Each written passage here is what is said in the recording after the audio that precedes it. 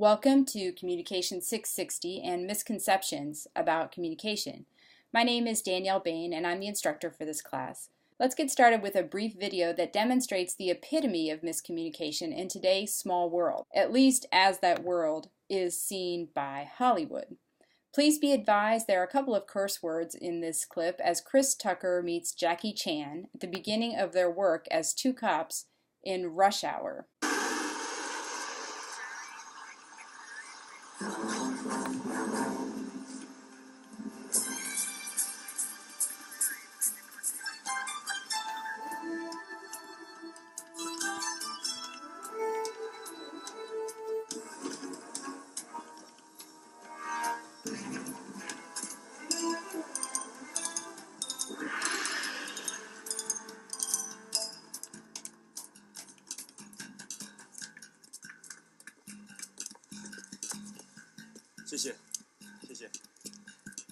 Please tell me you speak English.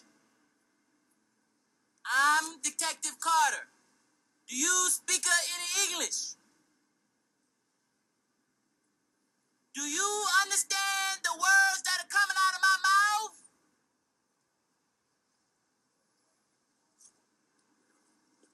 I cannot believe this shit. First I get a bullshit assignment, now Mr. Rice-A-Roni don't even speak American. Come on, man, my ride over here. Put your bag in the back.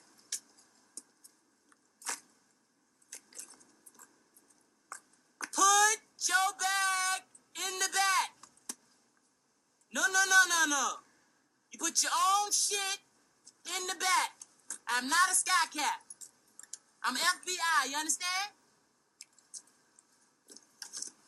The hell you think this is?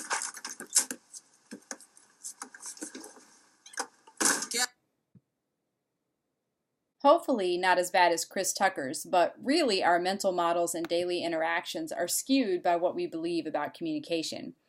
As we move through this presentation, consider when you have experienced these myths of communication.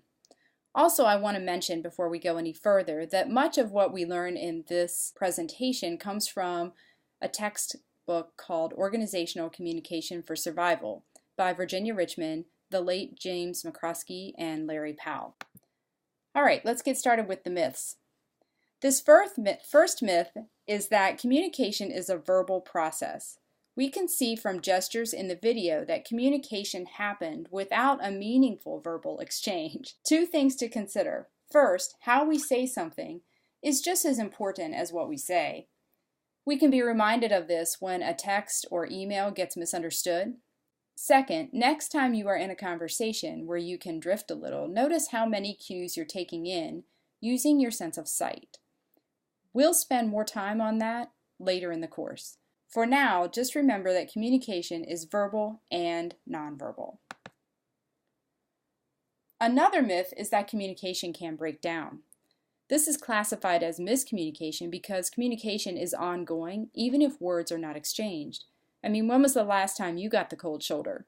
The silent treatment? You might not have had a perfectly clear understanding of the message intended, but you had some idea. Communication didn't break down. It just wasn't as effective as it could be. Yes, meanings are in words, but mostly they are in people. That's our next myth. The denotative definition of a word is in the dictionary. Take the word run, for example. Without the people in an interaction using the word run, would you know which definition of run to choose from the dictionary? I mean, in an old school dictionary, you might have a whole column or more filled with definitions for the word run. With the people, you have to take the connotative meaning. That's the meaning that comes from the context of the conversation and everything that humans bring to it. Just remember this, meanings are mostly in people. Communication can be a good thing. So can hammers, wrenches, and drills. But have you ever tried to pound a nail using a drill? You get the idea. Communication is a tool, a very powerful one. Become really skilled at it and use your powers for good, not evil. All right, the next myth is that communication can solve all our problems. That key word there is all.